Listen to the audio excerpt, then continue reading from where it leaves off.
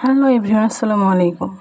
তো দেখুন, আমি আজকে আমরা নিতে যাচ্ছি। আসলে ছোটোবেলায় এই মামার ঝনঝনের একটু ঢং ঢং শব্দ পেলেই দৌড়ে যেতাম আমরা নিতে। আমরা, চালতা, জলপাই, আইসক্রিম এই মামা সব নিয়ে আসতো। একটু শব্দ পেলে দৌড়ে যেতাম। তো দেখেন, সেই ছোটোবেলার কথাগুলো মনে পড়ে যাচ্ছে।